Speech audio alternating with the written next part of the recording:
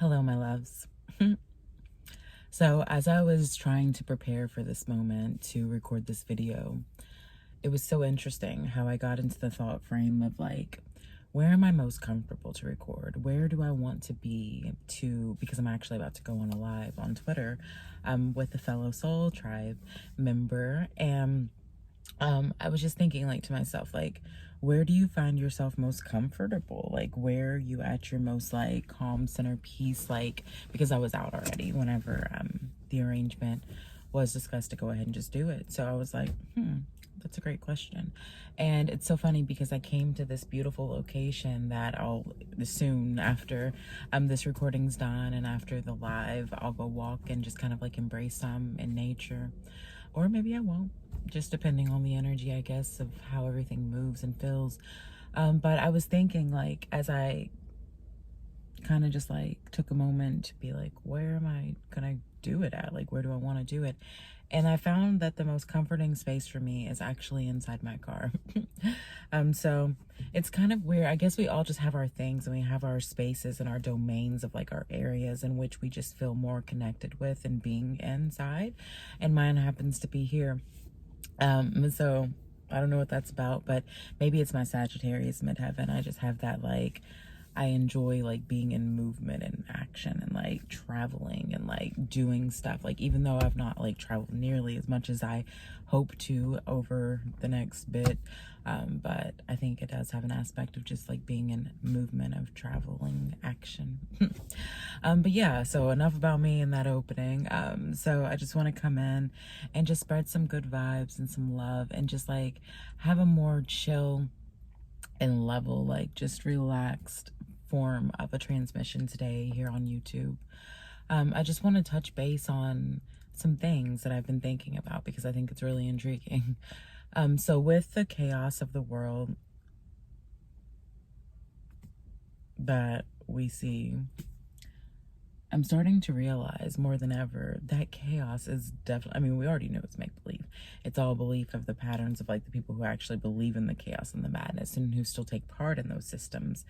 But it's just so interesting to see how much we've been challenged as a spiritual and as a collective of a community of mass consciousness. It's not even about a spiritual path per se. It's about a state of being. And it's so intriguing how we've been so challenged at our states of being here with the recent and like the past and all of these different things that have been going on, because it's just like we get hope and then that hope goes and then it comes and then it goes and then it comes and it goes and it comes and it comes and it goes. And it's just like life. It's a balancing act. It's like just moving with the flows and not being attached to any one center of anything other than the center core of your own self in which you can be for that moment. And it's so interesting because it's not that the centers, like the center doesn't always stay where it is at one point. The center will fluctuate depending on the level of your consciousness. So say that one day you're having a really high vibe day, and something that moves you from your center may move you up in a different way or may move you down in a different way. And that will then become like the elemental flow of that source, like where the connected center is and where it moves above or below. But there are other days, like say your frequency is already like a little bit down here, or say that you had a lot of this, like from this center, you had a lot of this, and it went this, and it went this, and it went this, and it went this. Okay, so then it's going to recalibrate, and you started right here, about at the place when you first went down from your highest octave that you were previously at. And then from that, it's going to either move up, up, up, or down, down, down, or whichever. And that is actually something that is kind of interesting too when you start thinking about the concepts of like polarities within our natal charts and how people perceive personality traits. Like for instance, people are identified as things like ADD, ADHD. People are also identified as things like bipolarism, it should work, but bipolar, manic depressive, like depressed, let's see, borderline personality. Borderline personalities. There's so many different things. Schizophrenic, so many things, right? And it's so interesting because we think like these things, these labels, And it's like, are we really limiting ourselves by calling ourselves those labels, or seeing people as those labels, by saying that there's some standard to norm, whenever the normalcy level, which would be just the core level of you, which will change to anyone at their own set core frequency, because no two people are exactly the same. So it's like, so for one person to determine that distinguishing factor, to say that this is the standard point and this is how we should behave and this is how it should be, and anything that moves from that is a certain label of thing, it just doesn't make any sense to me personally. But I do feel like one of the aspects that I've been personally kind of looking at, as far as like bipolar, for instance, because that's the one, depressed and bipolar were the ones that I, in my past, were able to say that I was I claimed for a moment. I didn't claim for long, but it was based off of a couple sessions or few sessions or something with some psychiatrist or therapist or something. I don't even remember, years and years ago, like I think late teens even. But and now I'm about to be 35 on January 27th, by the way. My solar returns on January 26th, just a heads up, because I will be shifting into a new solar year and I'm excited about that. But yeah, so I claimed that label for a brief moment, and now looking back on it, I'm like, as I've done so much work since then, like I started really like mentally like becoming a more cognitive aware person, living in a more conscious state, more than ever so in the past few years. But really it all started in 2012, like whenever I really just like, I was just like, I threw in the towel and I was like, I need answers.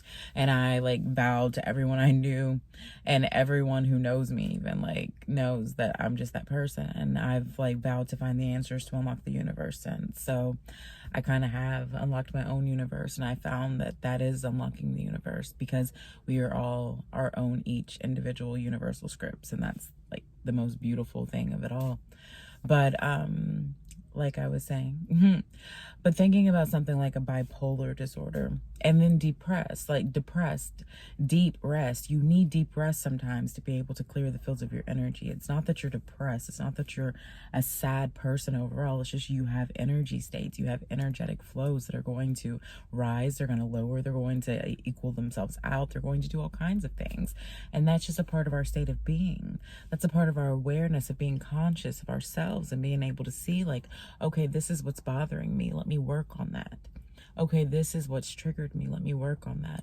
Okay, this makes me happy, but that doesn't determine my state of happiness. That is the quantum flow, and that is the objective. And it's not something that we can just always say, like we just get at it and we stay at it and it's always the way that will be, because that's not true. It's not true at all. The thing is, we are human here as well. And even though we may be alien in human form, like alien in human form, in color, shades, and hues, human form, I mean, we really are genuinely these creatures of like dimensional travel and space and time.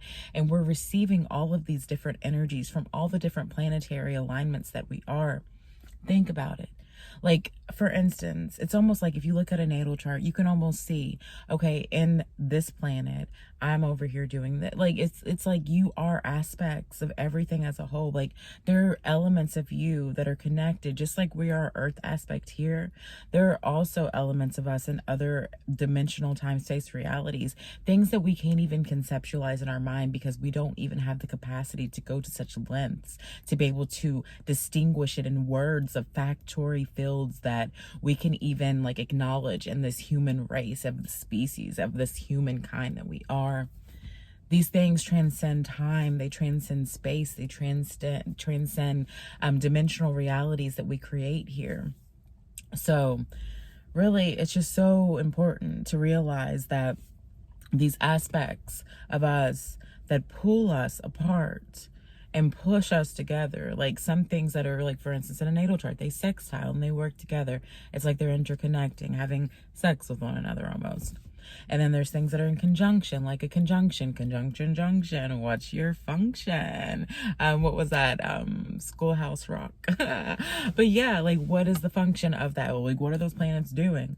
Like, for instance, like something can be in conjunct with another, and it's also, and then that thing sexed out with something else. It's like, okay, so you're doing this because you're doing that. Like, it's just like, it all makes sense. And I'm still very much interpreting this, so please do not mistake me for someone that is completely 100% knowledgeable of this field. I find that it's an artistry, and it's something that I hope to master over time. And as I learn, I want to share what I learned, because I feel like that's all we can do in life. Like, no one knows all, and those that claim it, they don't. And it's okay, and we should accept that, because the beauty of it is there are aspects of ourselves, and those aspects are actually other human beings, other people, other creators that are co-creating with us, amongst us, and like, they give you keys and portals and holes and things that you can like explore into and go into and dive and start realizing, like, okay, I can expand on this field because I now have this awareness, or I now have this clarity. It doesn't make it to where you're the master of that field. It's just now you have the eyes and the vision to see it. So just remember, my loves, pretty much the key message of this message and this transmission is we are the creators of our own destiny, of our own fate, and of our own creation in general. We can either choose to hold our power, utilize our power through our weaknesses, through our strengths, understanding that there's no separation of either of those things. They're all gifts. And when we utilize them to our highest benefit, we can transcend to a higher consciousness state, a higher energy creation of ourselves, so much more than we can do if we just simply let it be and don't really explore the depths of ourselves. I feel that 2021 is a year of self-exploration, of self-love, and putting that out into the universe as the gift of your presence. Because we here in this time have so much potential. We have so much potential. And whenever we realize our own strengths and our own powers, we are able to activate those powers and those strengths of other aspects of ourselves in other beings, whether it be something completely polar opposite or whether it be something similar and the same, like similarity, not the same per se, because everyone has their unique touch, and that's the beauty of it. And if we can all start just truly being open to just being and being ourselves, and not being ashamed of what we are or what we have, or what our status is, or any of the nonsense that society has put on us and society has bred, that isn't anything that's feeding our soul. Once we let those things go, we can literally do anything that we want. We can create any future that we want, and we can set ourselves out on any path that we so choose. It's all a matter of our belief within ourselves, instead of a belief outside of ourselves that is telling us what we are meant to be. Okay, I love you so much. So I'm about to do this live, like probably here in a second. So if you're not already I hate that. If you're not already in my other spaces, my other quantum locations, definitely check out the links below. I have a Twitter account. I have an Instagram account. I also have a Spotify account. It's an Anchor podcast. And I don't really do it as much as I would like to, but I do plan on starting to do it more soon. So if you enjoy my content, you can definitely check that out. Of what I do have there. And then also, if you're interested in booking a session with me, I do intuitive soul sessions. They're awesome. They're a great way to connect. To know if it would be something that would maybe benefit you is if you are someone who is just wanting to connect with your soul, connect with you, and just find that piece of you that maybe doesn't get heard as much as it should. A piece of you that is yearning to be expressed in some way that you feel that maybe another portal such as myself could maybe help pull out of you. Because like I said before, we are all portals, and we're here to activate one another. But if you enjoy my content, like, share, and subscribe. Those things are there underneath this too. If you want to leave a comment, I love the feedback. So let me know how you like this video. I'm a bit more chill today because I'm just feeling like in this vibe. But yeah, I love you, and I'm so grateful you're here. Have a wonderful momentum of your now. And it does happen to be a Mercury day, so communication, go figure. I'm all calm on a day of communication, of course. It's the first day of Aquarius, technically now. It's the 20th, so that's awesome. It's my season. I'm in my element. I'm in my flow state, and I send you love. Have a beautiful day.